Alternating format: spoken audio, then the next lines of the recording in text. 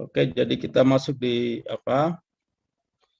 di bab yang baru, yaitu bagaimana kita menyelesaikan program linear ya Pak. Kalau tulis PL itu artinya program linear. Kalau bahasa Inggrisnya biasanya LP, linear programming ya. Nah, jadi di bagian pertama itu solusi program linear dengan grafik ya. Sebenarnya judul besarnya ya penyelesaian program linear ya. Ada 4 hal yang kita pelajari pada pagi hari ini. Yang pertama itu adalah Anda harus bisa mengidentifikasi permasalahan program linear yang diselesaikan dengan metode grafik atau tidak dapat diselesaikan dengan grafik. Yang kedua, menyelesaikan langkah-langkah penyelesaian program linear dengan metode grafik. Jadi nanti ada flowchart-nya atau algoritmanya penyelesaian program linear dengan metode grafik. Lalu kita akan menyelesaikan sebuah soal ya, dengan metode grafik ya. Yang ketiga, menunjukkan perbedaan penyelesaian Fmax dan Fmin dengan grafik. Ya. Dan jenis-jenis solusi tak terbatas, alternatif solusi, dan tidak ada solusi. Jadi bisa jadi ada program linear yang tidak punya solusi. Ya. Dan yang keempat, mendemonstrasikan penyelesaian masalah programnya dengan software QM. Ya. Kayak Pak bilang, Anda sudah download, Anda coba ekstrak dan setup ya.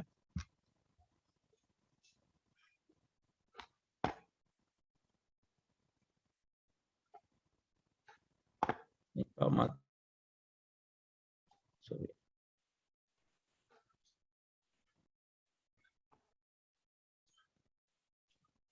Biar lebih lancar, Pak, matikan videonya ya. Biar lebih. Oke. Presentasinya semua sudah kelihatan ya.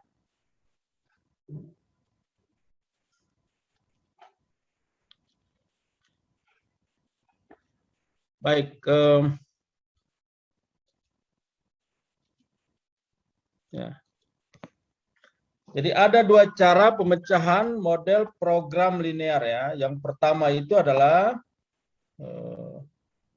metode grafik.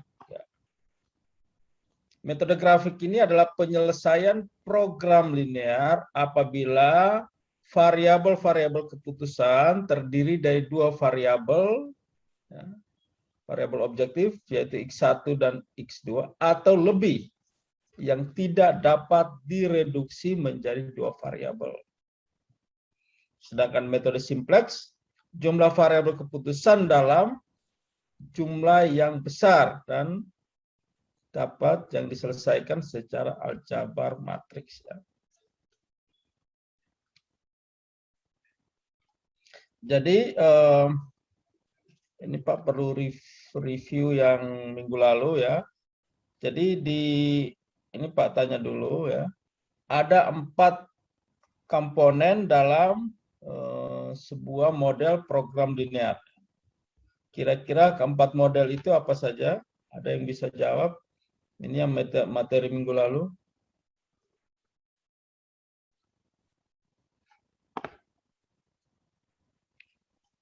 Karakteristik sebuah masalah itu dikategorikan sebagai program linear. Ya.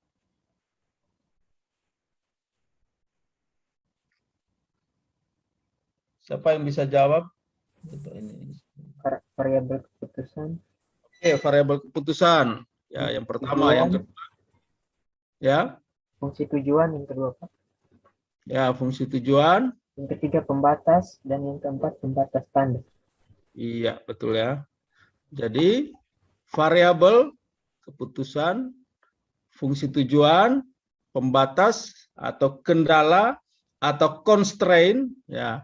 Dan yang keempat adalah pembatas tanda ya, itu. Itu dulu ya yang Anda harus pahami. Nah, metode grafik ini hanya bisa diberlakukan kalau variabel keputusannya itu hanya 2 ya. Kenapa harus 2 ya? Nanti ilustrasinya seperti ini. Ini mungkin Pak gambar di whiteboard-nya ya. Nah, ini kan metode grafik ya, mungkin dia sama ada yang pernah lihat ini ya. Ini namanya apa? Koordinat apa? Ada yang tahu? Nah, ada apa? Sumbu X, sumbu Y, ya.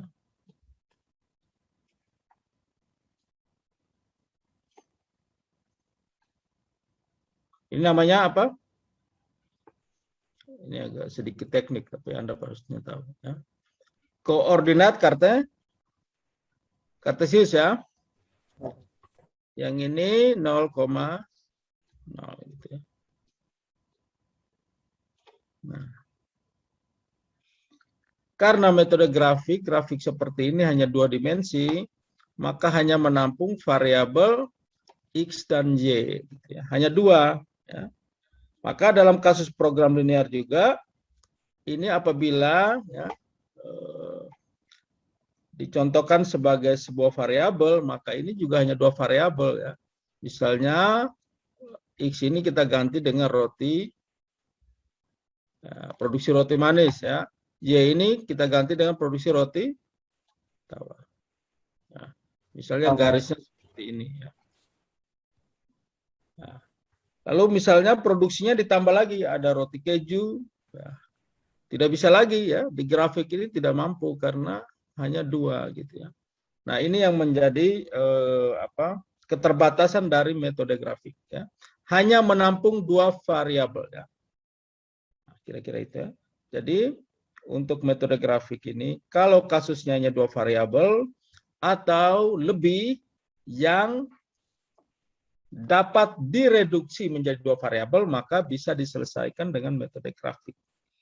Tapi apabila tidak, maka kita menggunakan metode yang lain ya, yang tadi yang disebut dengan yang kedua ini ya, namanya metode simplex ya.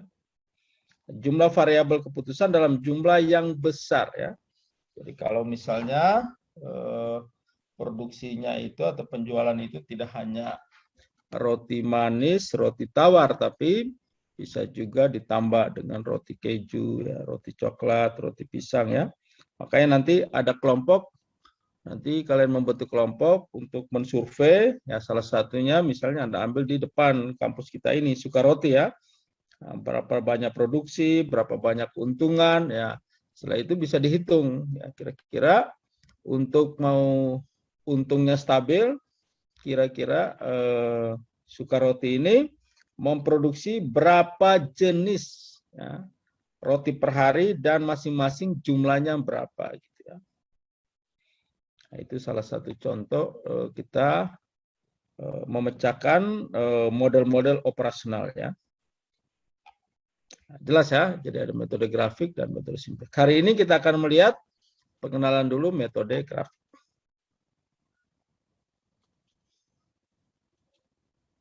Nah, langkah-langkah penyelesaian metode grafik. Ya, ini ada 6 langkah ya. Kita bahas satu-satu dan Anda juga kalau sudah ada catatan di situ, nanti coba dicatat ya hal-hal yang penting ya. Langkah 1 adalah merumuskan masalah dalam model program linear dengan menentukan variabel keputusan, fungsi tujuan atau objektif, pembatas atau kendala atau constraint tadi dan pembatas nada. Ya, jadi langkah 1 ini sebenarnya dari satu masalah nyata di real problem kita konversikan atau kita rumuskan, kita modelkan dalam program linear dengan adanya 4 karakteristik ini ya. Jadi 4 ini sudah Anda harus sudah paham ya. Kalau ditanya tuh langsung jawab ya. Intinya variabel keputusan itu seperti apa, fungsi tujuan seperti apa, pembatas seperti apa, dan pembatas tanda ya. Dalam hal ini dapat ditentukan satu persoalan termasuk program linear atau bukan merupakan model program harus memenuhi 4 kriteria di atas. Ya. Jadi harus memenuhi 4 ini. Jadi kalau ada satu persoalan ya tidak memiliki kendala atau pembatas, itu bukan namanya program linear ya. Nah ini ya, kita buat sebuah contoh ini ya. Anda baca baik-baik, setelah itu kita modelkan dengan 4 apa tadi? 4 karakteristik di atas tadi ya, sebelumnya tadi.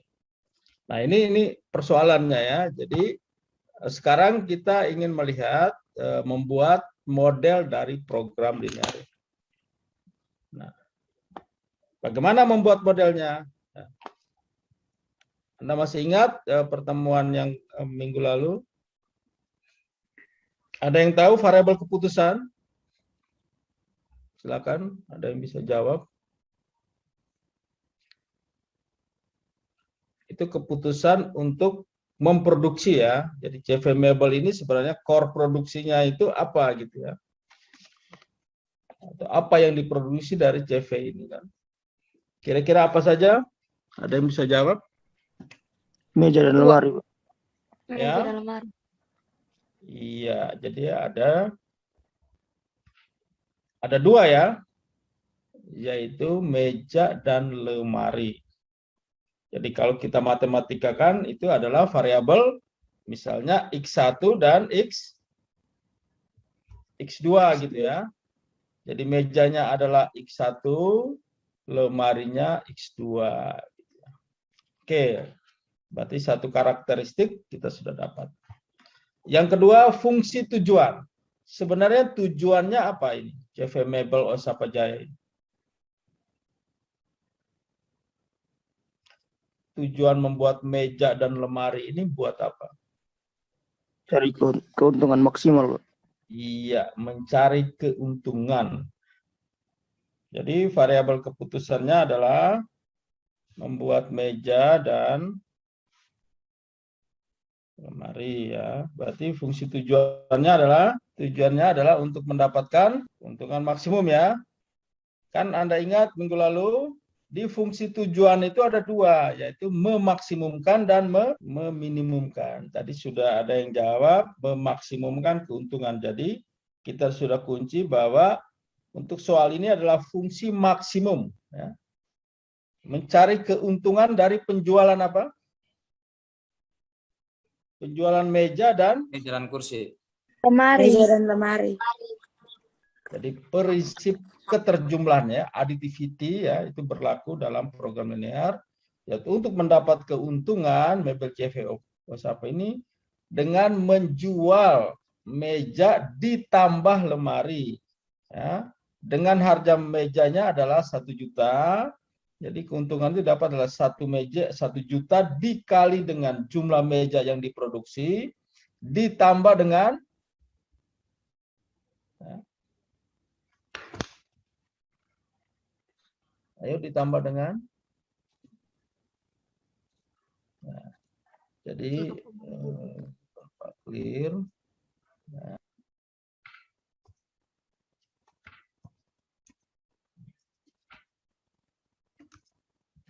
Meja kita anggap X1 ya, dan lemari ya kita definisikan sebagai X2 ya.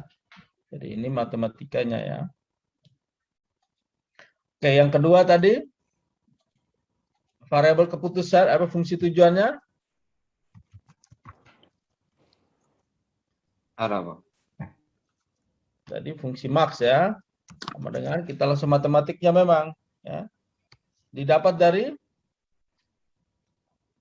menjual meja atau meja dan meja ditambah dengan Lemari. lemari.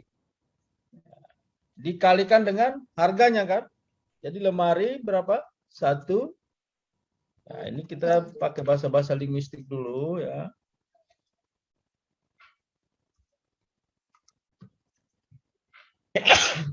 Satu juta kali lemari ditambah dengan 1,5 atau juta dikali dengan 1 juta kali meja ditambah dengan 1 juta kali lemari. Sudah 2 ya. Yang ketiga adalah kendala atau constraint. Kendalanya apa saja untuk membuat meja dan lemari?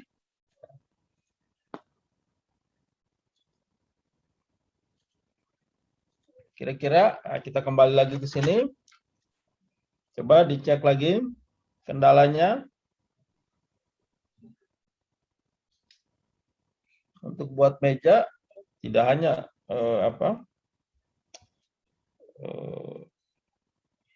tidak hanya langsung jadi ya, harus membutuhkan bahan dan peralatannya.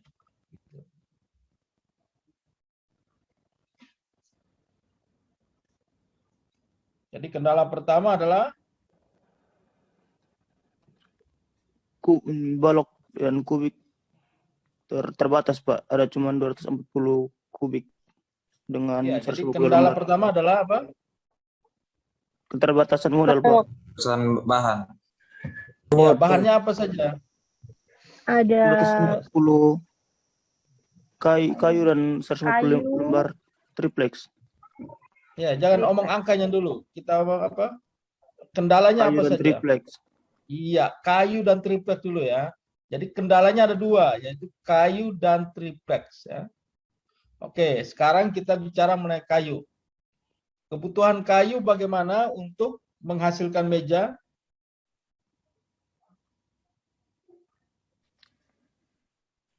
Untuk meja butuh 6 kayu, Pak.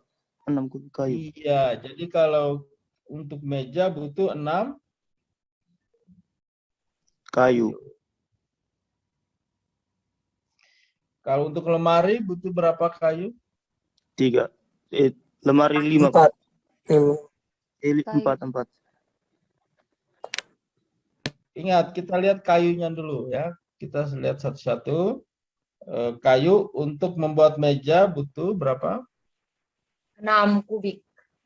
Iya, 6 kubik kayu dan 3 lembar triplex. Kayu, kita ini kayu. Kayu kan Bapak. digunakan 6 untuk kubik kayu meja dan untuk lemari. meja. Lalu lemari 4 kubik kayu. Oke. Sekarang triplex. Untuk meja dibutuhkan berapa? Untuk lemari dibutuhkan berapa? Untuk meja 3 lembar, untuk meja 3 Untuk lembar, meja 5, lemari 5 lembar. 3, lemari 5. Iya. Lalu tadi ada yang bilang batas sumber ya. Karena ini kan kendala kan pasti ada batas. Batasnya berapa untuk kayu? 240. Ya, itu tidak lebih dari ya 240. Itu kalau bahasa matematikanya tidak lebih dari itu tandanya apa? Lebih kecil atau lebih kecil sama dengan atau lebih besar atau lebih besar sama dengan? Lebih kecil. Lebih kecil sama dengan. Sama dengan. Ya. Lebih kecil sama dengan atau lebih besar sama dengan? Lebih kecil. Ya, lebih kecil sama dengannya. Ada sama dengannya ya. Iya. Oke. Jadi yang 3 sudah ya, kendala atau constraint sudah. Yang keempat apa? Pembatas tanda ya. Pembatas tanda itu kita lihat variabel keputusan kan meja dan kursi ya. Meja diproduksi, apakah boleh negatif mejanya? Sekurang-kurangnya berapa? Untuk produksi meja dan lemari?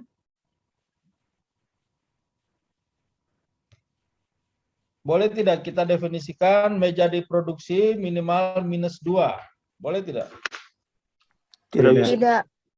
Harus Tidak positif. boleh ya, berarti apa? Harus Positif. positif ya. Berarti constraint tadi ya. Kita tadi coba untuk kayu. Ya. Kayu tadi berapa? Untuk meja berapa? Dia butuh 6. 6. Ya. 6 kubik kayu kan untuk buat meja toh. Nah, meja ini kan kita sudah definisikan X1, berarti 6X1 ditambah dengan untuk lemari dia butuh berapa kayu? 4. 4 ya, 4X2.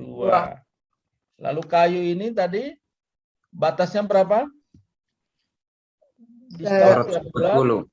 tidak lebih dari 240 dengan apa? tandanya lebih kecil sama dengan.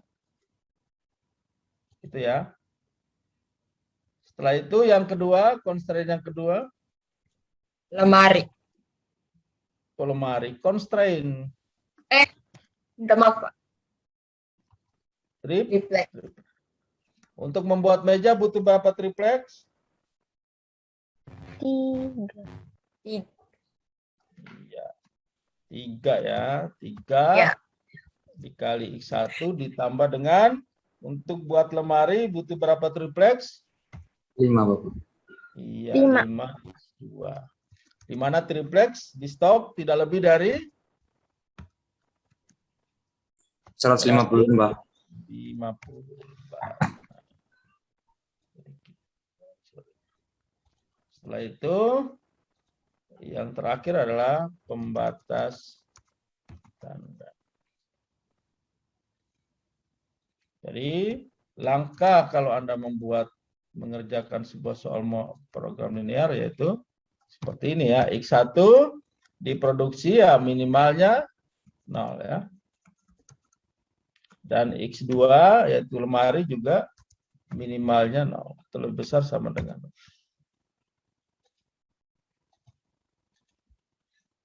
Nah, kira-kira ini ya.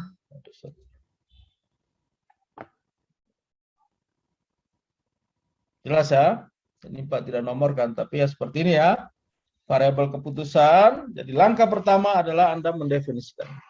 Ini adalah yang penting ya. Kalau Anda salah mendefinisikan seperti ini, ya, maka nanti dalam penyelesaian juga pasti salah ya. Jadi sangat penting ketepatan dalam mendefinisikan. Nah, jadi kalau fungsi tujuan ini, ini ya, 2. Berarti F max ya. Kalau kita matematikakan, ya, lebih ringkas adalah 1 juta 1 dikali dengan X1 ya, ditambah dengan 1,5 kali X2. Ini kalau kita dengan sistem apa? Divisibility ya, pembagian atau penskalian ya. Maka 1 juta kita bagi dengan 1 juta hasilnya 1. 1,5 juta dibagi dengan 1 juta ya hasilnya 1,5. Sehingga fungsi tujuannya seperti ini ya. Jelas ya? Jadi ini sudah matematiknya ini ya. F max sama dengan X1 tambah 1,5 X2. Nah, sedangkan yang ketiga ya, kendala ini ya, kita sudah matematiknya ini 6x1 tambah 4x2 lebih kecil sama dengan 240. Tripleknya 3x1 tambah 5x2 lebih kecil sama dengan 150. Nah. Jelas ya? Jadi kalau Anda mengerjakan soal, selalu 4 hal ini harus pertama kali didefinisikan. Jelas, kita maju ke langkah yang kedua. Nah ini ya, jadi kita harus punya pengetahuan menggambar grafik ya, dengan memetakan setiap kendala ya. Jadi kita fokusnya di kendala pada grafik dan menentukan titik potong antar kendala. Nah, maka Pak tadi sudah kasih Anda yang kita gambar itu adalah apa? Yang ini ya. Ini sudah kelihatan. Ini kalau kita buka, ini derive 6. Nah, kita tulis saja 6. Kendala 1 berapa? 6x1 ya toh. Ditambah dengan 4x2 ya. Lebih kecil sama dengan 240 ya. Nah, ini kalau cara gambarnya seperti apa ya? Ini karena klik di tanda centangnya di bawah. Setelah itu Anda insert ya. 2 dimensi objek plot. Nah, ini kan. Ini namanya koordinat kartesius ya. Atau kalau gambar ini kita konversi ya. Y-nya yang kita di depankan ya. Maka di sini jadinya Kalau secara matematika 4Y kalau 6X pindah ke sebelah tanda ya, sama dengan jadi negatif ya. 6 kali X ya. Jadi 4Y sama dengan 240 dibagi 4 semua berarti berapa ini? 240 bagi 4 hasilnya 240 bagi 4 hasilnya 60 ya. Kita kecilkan 60. 6 dibagi 4 kan 3/2 ya. 3/2 atau 1,5 ya. Boleh kita pakai 3/2 kali X ya. Nah, ini kalau kita konversi ke sebuah persamaan linear ya. Karena namanya program linear berarti ketika digambar pasti jadinya semacam garis lurus ya, persamaan garis lurus ya. Insert. Kita plot ya. Oh, ini tidak kelihatan terlalu besar ini. Plot.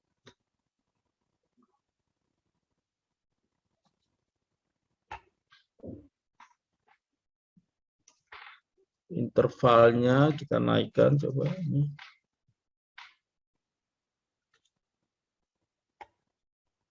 Intervalnya 8.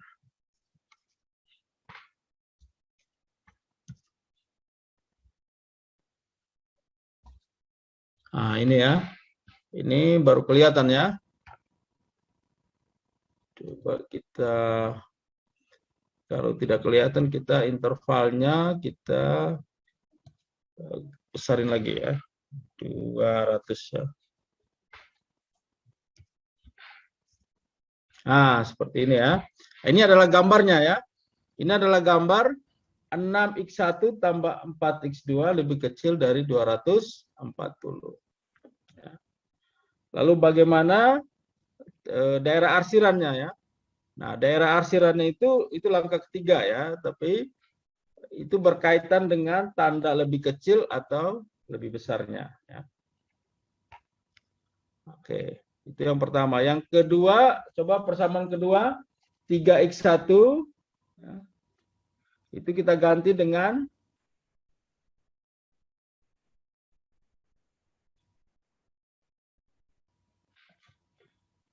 tadi X atau Y ya, tadi yang apa? X1 kita ganti dengan X ya. Berarti 3x ya.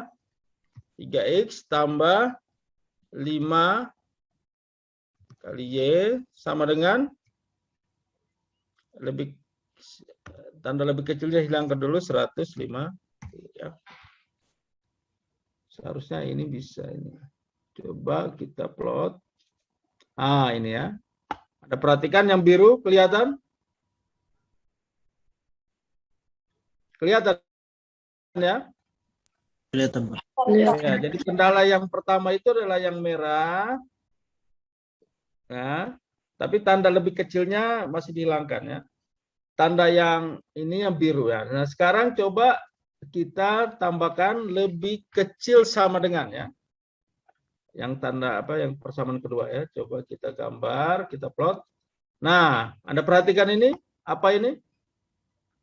Daerah ya. Jadi nah, ini yang di langkah 3 itu adalah mencari daerah layak. Ya. Apa itu daerah layak? Daerah yang memenuhi semua kendala. Yaitu ini ya. Maka ini namanya daerah arsirannya. Nah, kalau misalnya kita ganti dengan persamaan pertama 6x1 tambah 4x2 lebih kecil dari 240 ya. Coba kita plot. Nah, seperti ini. Ah, ini ya. Yang hijau ini. Anda perhatikan. Nah, ini adalah persamaan yang pertama. Ya. Jadi, terlihat di sini ya. ada dua arsiran, ya, yaitu dari kendala 1 ya, yang menutupi kendala 2 ya, arsirannya hanya ujung-ujungnya yang kelihatan. Jelas ya? Nah, itu triknya. Tapi secara manualnya kita bisa kerjakan ya, nanti Anda coba. Ini kan dari program langsung ya. Di matematik, logika matematika atau matematika sisi formasi diajarin tidak ya?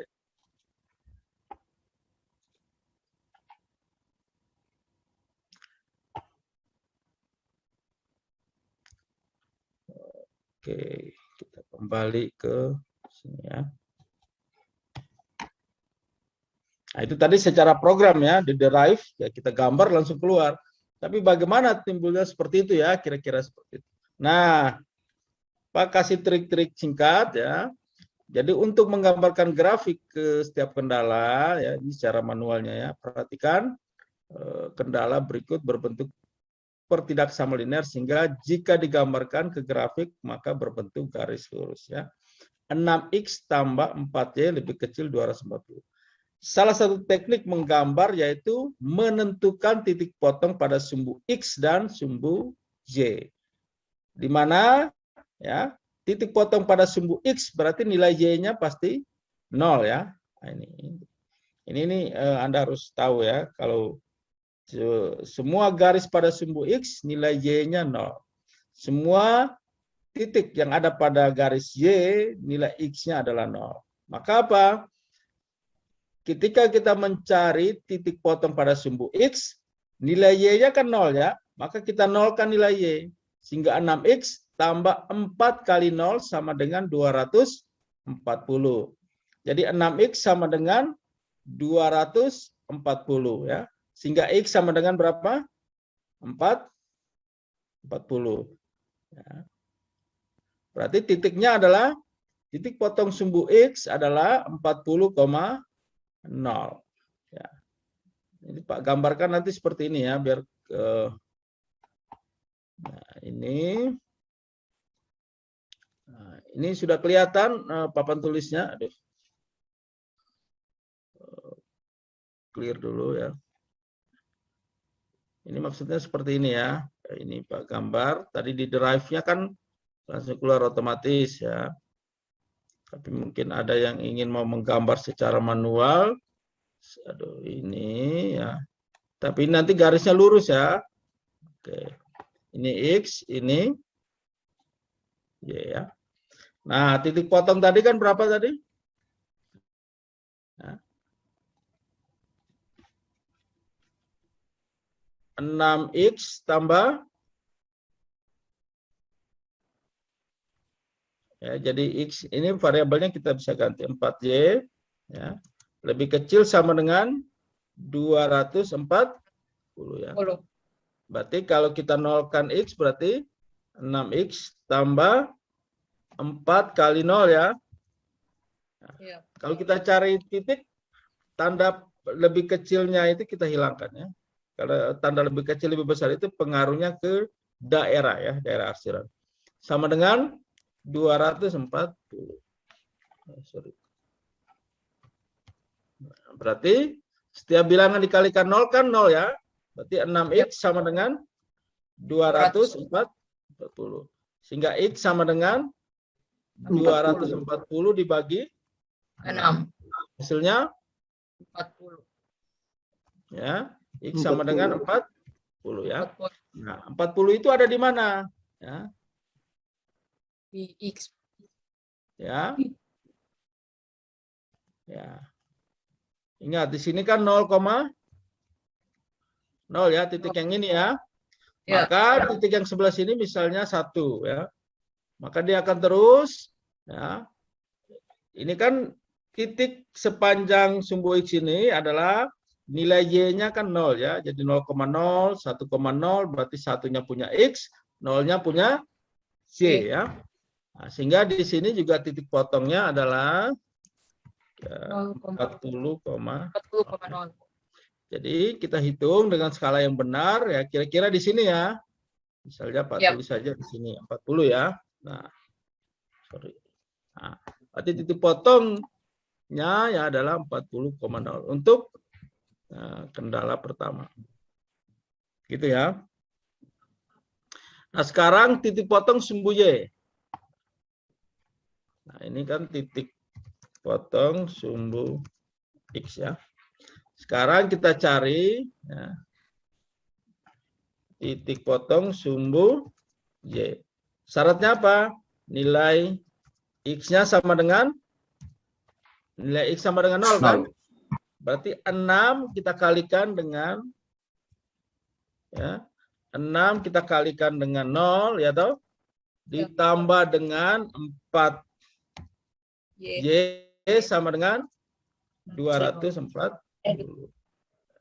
Berarti setiap bilangan dikalikan 0 hasilnya 0, maka 4Y sama dengan 240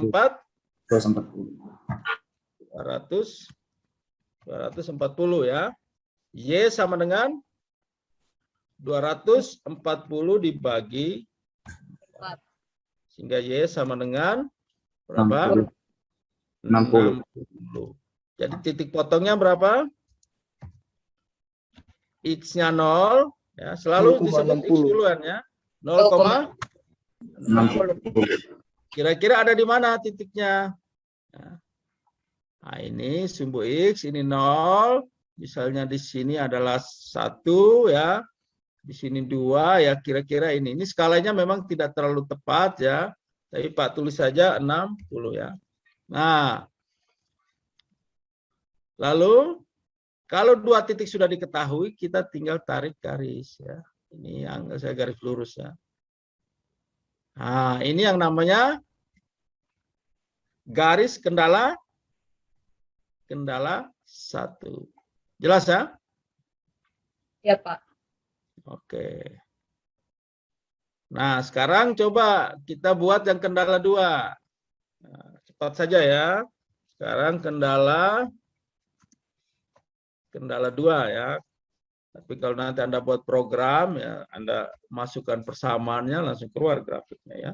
3X. Nah, jadi variabelnya kita ganti saja ya. 3X. Atau mau sama juga tidak apa-apa ya. 3X1, X2. Karena kendala 1 kita sudah pakai Y, kita pakai Y saja ya. 5Y sama dengan 150. Ingat kita cari titik. Nah, ininya ya. Tanda lebih kecil lebih besarnya dihilangkan. Titik potong pada sumbu X ya. Nilai Y-nya sama dengan? Iya, Y sama dengan 0. Oke, berarti 3X ditambah dengan 5 kali 0 kan? Sama dengan 150. Berarti 3X sama dengan 150 ya. Karena setiap bilangan dikalikan dengan 0, hasilnya 0 ya. Ya. 150 ya. Berarti X sama dengan berapa? 50. 50 ya. Berarti titik potongnya, Pak tulis saja TP. TP itu titik potong ya. Titik potong sumbu X-nya berapa? 50,0. Iya, 50,0 ya. Pagi-pagi itu harus segar ya, biar jawabnya cepat. Nah, ini. Sekarang titik potong sumbu Y. Syaratnya apa? X sama dengan 0. Iya, nilai X-nya sama dengan 0. Berarti 3 kali 0, ya toh, ditambah dengan 5Y sama dengan 150.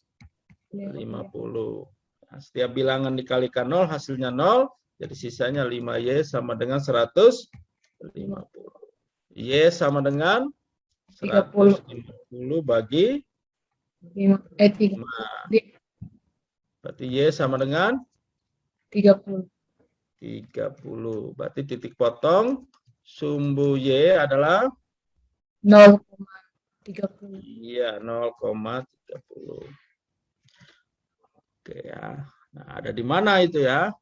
Nah, kita cek. Nah, ini kalau 40 ada di sini, berarti 50 setelah di sini ya. Kita tulis Ya. saja di sini 50 ya. Seperti di drive tadi kan kelihatan ya.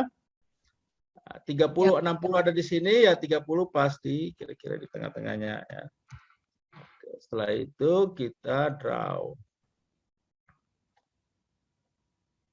Nah, seperti ini ya.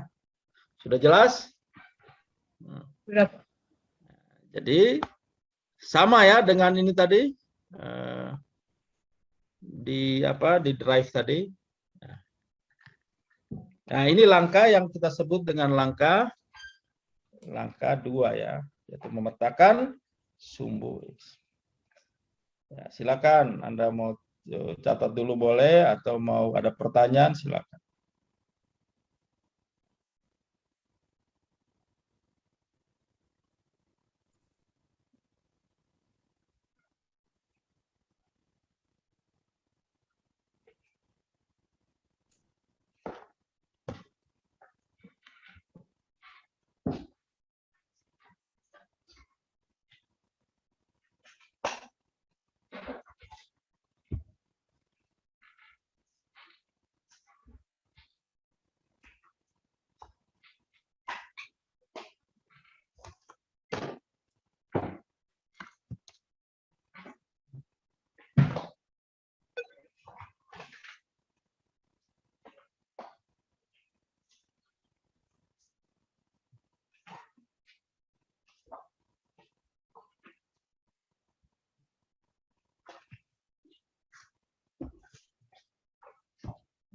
Sudah bisa?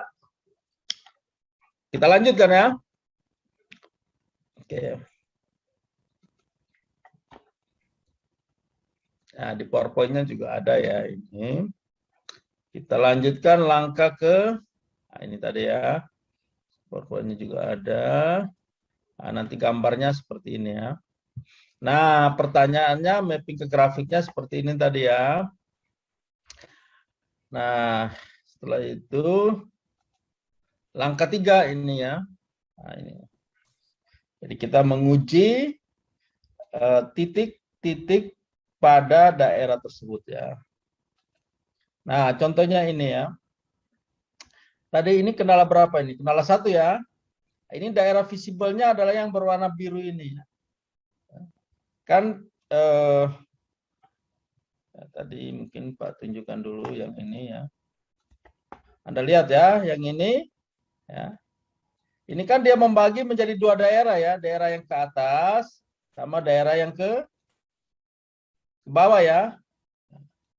Kira-kira daerah layaknya dari kendala yang pertama ini ya. Kendala yang pertama ini adalah daerah yang ke atas atau yang ke bawah gitu ya. Nah, tadi untuk menentukannya kita cukup mengujinya dengan sebuah titik pada daerah tersebut ya, baik daerah di bawah atau daerah di atas. Nah, paling gampang coba kita menguji titik 0,0 ya pada kendala ini kan. Berarti apa ini? Kita uji ya. Tulis sini ya. Uji titik 0,0 ya. Kita uji. X-nya 0, Y-nya 0 ya. Berarti 6. Kendala 1 ya. K1 berarti kendala 1 ya. Berarti 6 dikalikan dengan 0 ya toh. Ditambah dengan 4 dikalikan dengan 0. Apakah lebih kecil atau sama dengan 240 ya. 6 kali 0 berapa? 0. 0. Ditambah dengan 4 kali 0? 0. Ya, jadi setiap bilangan dikalikan 0 hasilnya 0 kan? 0 kan lebih kecil dari 240 ya. Benar ya, berarti terbukti ya. Terbukti apa? Daerah di titik 0,0 ini kan daerah di bawah toh. Itu adalah memenuhi atau visible terhadap kendala 1. Dengan kata lain, kita boleh sebutkan bahwa daerah visible daripada kendala 1 itu adalah daerah yang ke bawah ya. maka tadi ya di gambarnya itu kan diarsir semua ya. Sekarang yang kendala 2. Nah, jadi kendala 1 kita sudah tentukan daerah visible-nya adalah daerah yang ke bawah, bukan yang ke atas ya. Daerah kendala 2 juga sama, dia membelah ya, garis ini membelah menjadi 2 daerah, yaitu ya yang ke atas ya, yang warna merah, dan yang ke bawah. Nah, pertanyaannya, daerah visible dari kendala 2 ini apakah ke atas atau ke bawah? Kita uji saja ya, 3X tambah 5Y apakah lebih kecil dari 150? Ya terbukti ya, 0,0 lebih kecil dari 150. Maka daerahnya juga ke bawah ya, jadi seperti ini ya. Jadi ini, tapi nanti ada sebuah semuanya itu ke bawah semua ya. Diarsir lah ya. Nah, Anda perhatikan di sini kan dari 2 kendala ini ya terlihat bahwa ada berapa ruang ini ya. Dari ini kuadran 1 ya. Kuadran 1 itu adalah daerah di sebelah kanan dan di atas ya. Ini kan kelihatan dia terbentuk berapa daerah ini ya. Ada ini daerah yang pertama ya, Pak. Tandakan saja ini Romawi yang pertama. Ini adalah daerah 1. Sedangkan yang di sini ya, nah, ini daerah, kita anggap daerah 2 ya. Sedangkan yang ini, yang di bawah ini kita anggap daerah 3. Oke. Yang kecil ini ya, ini kita anggap daerah yang ke-4. Nah, ini kan dia membentuk 4 ruang ya. 4 ruang pertama yang terbuka, ruang yang kedua, ruang yang ketiga, dan ruang yang keempat. Nah, diperhatikan, ini langsung Pak jelaskan langsung ke langkah 4 ya. Tapi nanti Pak akan suruh ada satu yang membaca. Langkah 4 itu apa? Langkah 4 itu sebenarnya mencari ruang solusi. Jadi kita mempunyai 4 ruang ya. Ruang pertama, ruang kedua, ruang ketiga, ruang Setelah kita menentukan daerah-daerah layak, langkah keempat adalah kita menentukan ruang solusi. Kita tadi kan ada 4 ruang ini ya. Ruang 1, ruang 2, ruang 3, dan ruang 4. Dari keempat ruang ini kita tentukan ruang solusi. Apa itu ruang solusi? Ruang atau daerah yang memenuhi semua kendala, baik kendala utama maupun kendala tak negatif. Kendala tak negatif itu yang mana? Kendala tak negatif itu kan X lebih besar sama dengan 0 tadi ya, dan Y lebih besar sama dengan 0 ya. Y lebih besar sama dengan 0 kan. Itu yang mana daerahnya kan? Nah, kalau X lebih besar sama dengan 0, itu adalah daerah-daerah yang di sebelah kanan. Sehingga kalau kita gambar, ini kalau Pak pakai format yang hijau ya, jangan hijau, yang ungu ya. Nah, itu adalah yang ini ya, yang ini.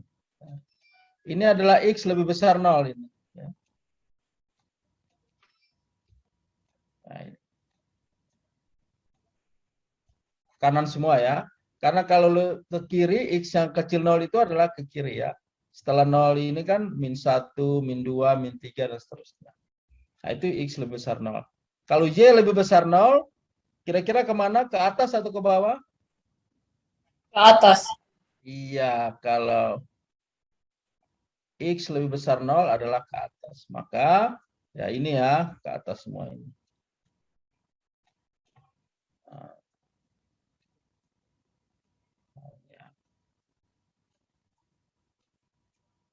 Ini kan fungsi kontinu ya, jadi tergantung ruang yang dibentuk. Nah, kita sudah mengarsir atau menggambar semua ya, kendala 1, kendala 2, dan kendala 3. Tadi ruang solusi adalah titik-titik yang memenuhi semua kendala. Kira-kira ruang yang mana yang memenuhi semua kendala? ruang pertama, atau ruang kedua, atau ruang ketiga, atau ruang keempat yang kecil ini. Ya. Ruang keempat itu yang ini ya. Ada kecil.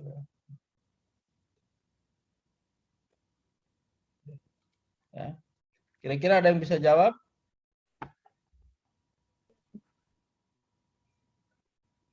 Kalau ruang 1 Anda lihat, ruang 1 ini kan hanya memenuhi X lebih besar 0 dan Y lebih besar 0 kan? Kalau kendala 1 memenuhi tidak di kendala di ruang pertama ini? Nah, memenuhi tidak? Memenuhi. Ah. Son. Ruang 1 ya. Ruang 1. Ruang 1 yang ini ya. Yang ini ya. Terbuka ini. Nah, lihat, perhatikan. Kendala pertama kan daerah visible-nya kan ke bawah, sedangkan ruangnya kira-kira ke kiri ya. Ruangnya sebelah kanan. Jadi tidak memenuhi ya. Ya tidak?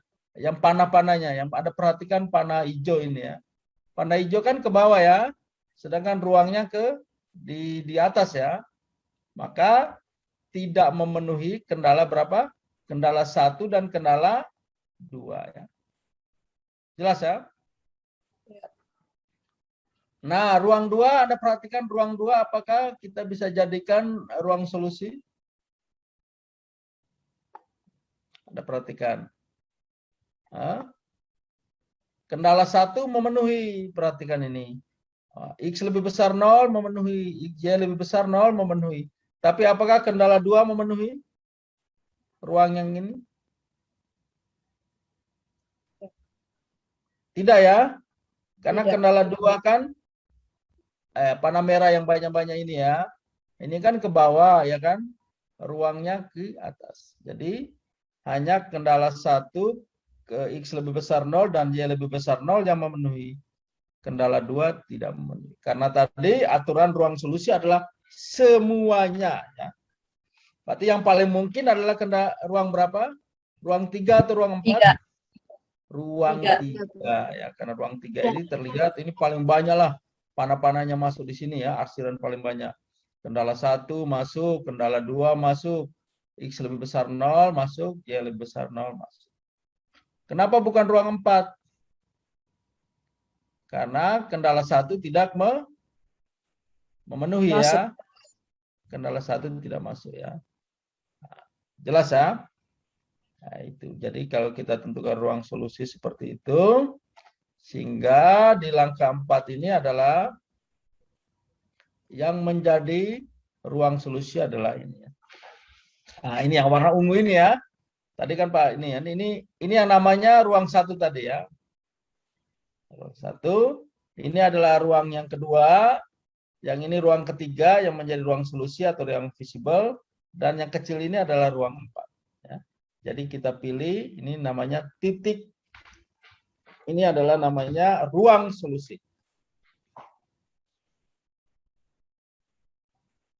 Jelas ya?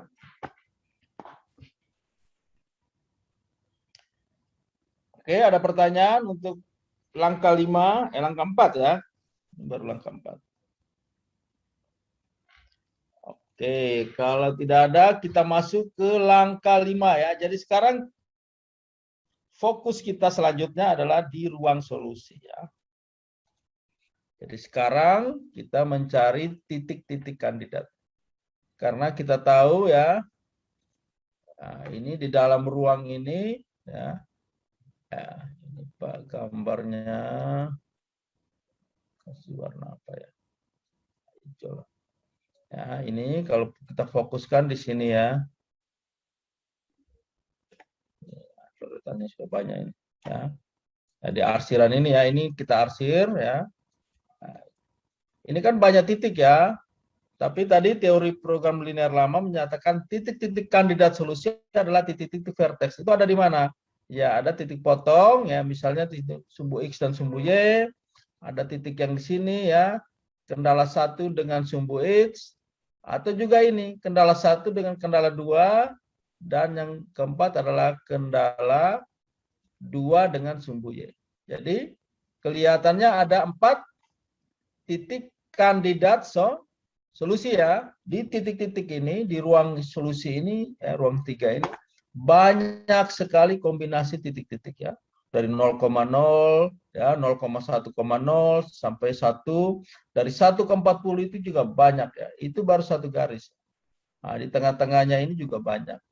Nah, kita mencari kandidatnya yang berpotensi menjadi titik solusi. Tadi sudah dijelaskan bahwa titik-titik kandidat solusi itu adalah titik-titik potong. Nah, kita melihat di sini. Nah, jadi ini kita coba.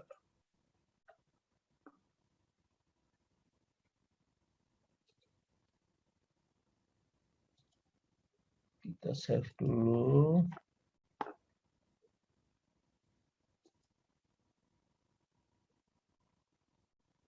Oke ya, jadi kita coba kita new ya. Berarti fokus kita tadi di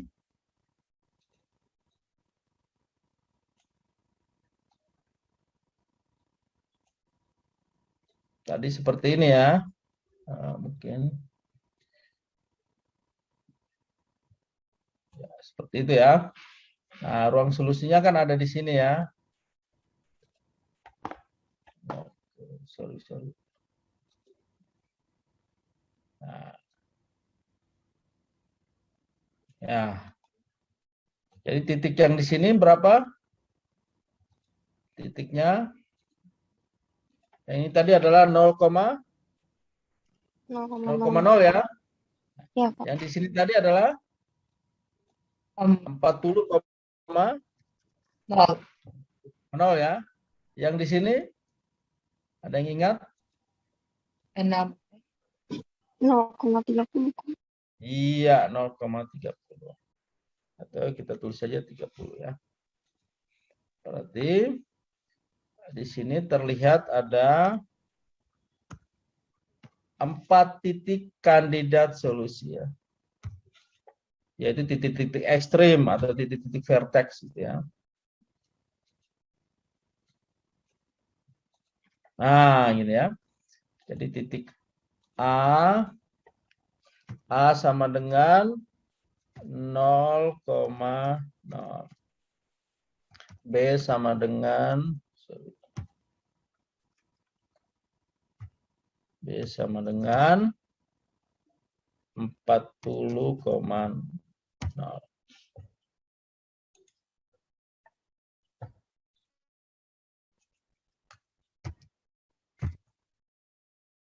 C sama dengan, nah C ini gimana titiknya? Ada yang bisa, ada clue?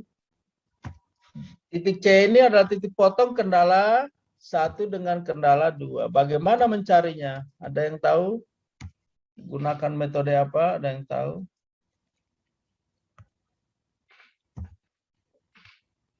Titik C, titik potong antara kendala 2 dan kendala 3 ya. Nah, ini namanya titik-titik kandidat solusi ya. Jadi kita punya 4 titik.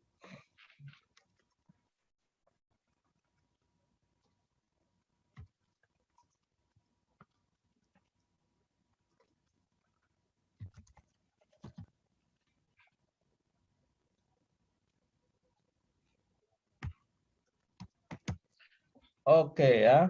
Ada yang tahu cara mencari titik C?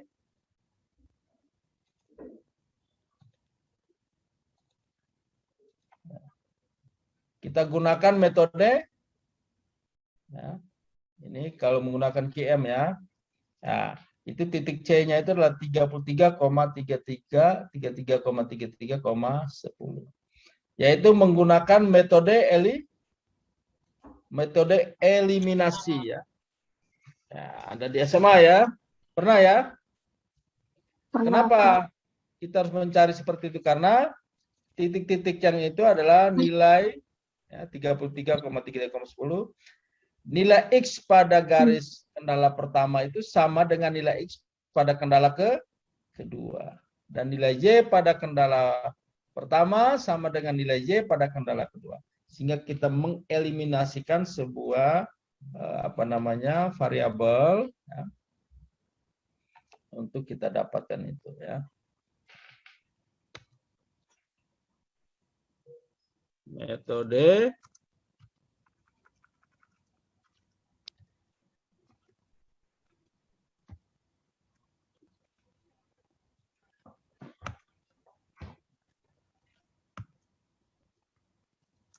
eliminasi ya. Oke, kendala 1 kan 6x1 ya. Kita pakai 6x tambah 4y ya. Sama dengan 240. 3x ditambah dengan 5y sama dengan 150. Kira-kira mana yang mau dieliminasi? Bawah. Ya. Yang Variabel x atau variabel y? X. X. Berarti Iya. kendala pertama kita kalikan dengan berapa? 1. 3. Ya, kalikan 1 ya. Kendala 2 kita kalikan dengan 2. kalikan dengan 2. Ya, tapi sebenarnya kamu sudah tahu ya. Ya. Oke ya, yang di atas. Wah, ini nah, kira-kira gitu ya. Nanti di atas kali 1 di bawah kali 2. Jadi jadinya berapa? Kalau berarti yang di atas tetap ya, 6x1 ya, 6x ditambah dengan 4y sama dengan 240. Yang di bawah dikali 2 berarti 2 kali 3 ya 6x ya, ditambah dengan 2 kali 5 10 y ya, sama dengan 300. Setelah itu ini dikurangkan atau ditambah untuk mengeliminasi? Iya, dikurangkan ya. Jadinya berapa ini? Min 6y Ya, sama dengan 6y sama 60. dengan berapa? Min 60. Min 60. Iya, min 60. Negatif jadinya positif ya. Jadi Ya. y sama dengan Iya, Pak. 60 dibagi 10. Jadi y sama dengan 60. 60 bagi 6 ya. 10 bagian 6. 6, jadi y-nya 10. X-nya berapa? Ya masukin saja y ke salah satu kendala ya. Jadi Ya. X-nya adalah, misalnya kita masukkan di kendala 2, berartinya apa? 3, X-nya adalah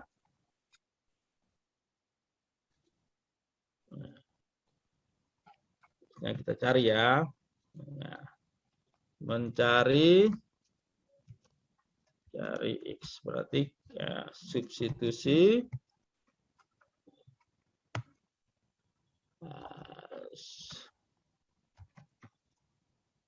nilai Y ke kendala berapa? Maunya 2 ya? 2. Iya. Oke, berarti 3x ditambah dengan 5, Y-nya sudah dapat ya, 10 ya. Sama dengan 150.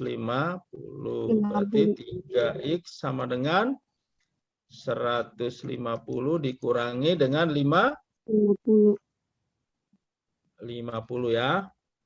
Berarti 3x sama dengan 100 ya. 150 kurang 50. Berarti x sama dengan 100 dibagi dengan 3, hasilnya 33,3 ya. Jadi titik C-nya berapa? X-nya 33,33,10. Oke. Jelas ya? Jelas. Nah, ini yang namanya langkah 5 ya. Oke. Kita masuk sedikit lagi. Ini sudah langkah 5. Oh, langkah 5 ya tadi. Nah, ini ya. Nah, terakhir, langkah terakhir. Siapa yang baca ini? Jadi dari keempat titik tadi, mana yang kita cari ya. Mana titik yang paling kecil ya. Jadi titik A 0,0, titik B 40,0, titik C-nya, oh ini kebalik ya tadi, yang kita cari itu titik C ya. Tapi tidak apa-apa, yang penting kita konsisten terhadap ini ya. Di whiteboard kita tadi titik C yang 33,10 ya. Titik D-nya 0,30. Kita uji kemana? Uji ke fungsi tujuan ya. Nah, gitu ya. Nah, maka dapatnya berapa gitu ya.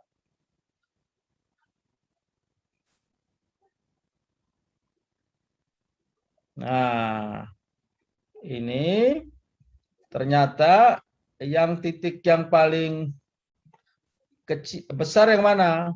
Titik A dapatnya berapa? Titik A 10 kali 0 tambah 15 kali 0. Hasilnya 0 ya, titik A-nya ya. Titik B-nya 10 kali 40 tambah 15 kali 0. 400 ya. Ya. Titik C-nya 15 kali 10, 150 tambah 33,33 kali 10. Berarti 333,3 tambah 150 ya. 483 ya. Sedangkan titik D 10 kali 0 tambah 15 kali 30. Hasil 150. Jadi yang paling besar adalah titik C ya. Titik C. Nah, itu baru hasil secara matematiknya. Sekarang kita harus interpretasikan kembali ke soalnya. Ya. Jadi fungsi tujuan tadi kan 1 juta X tambah 1,5 juta Y ya. Jadi karena ini dibagi 100.000 ya. 1 juta dibagi 100.000 ya 10 ya. Jadinya berapa ini? Kita kembalikan 33,10 dah. Yang hasilnya 483 ini dikali dengan berapa?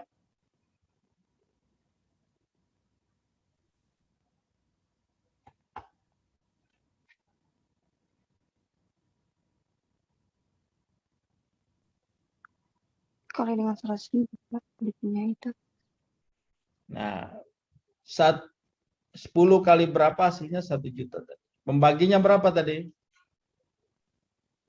100.000 ya. Jadi 483 dikali dengan 100.000. Jadinya berapa itu?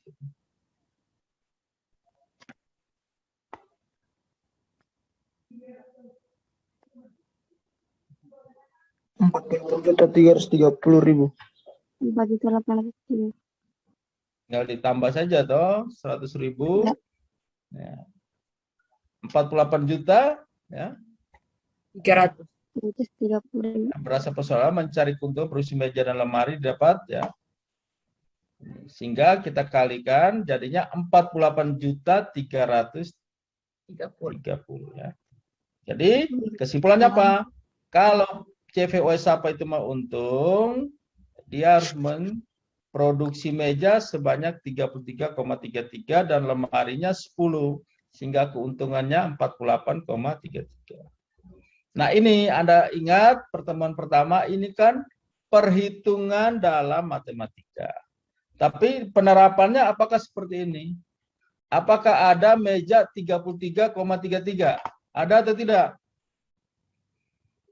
Namanya jumlah meja itu pasti genap ya. Nah, maka ini yang kita sebut dengan penafsiran kembali gitu ya. Nah, penafsiran kembali si decision maker-nya yang mengambil keputusan boleh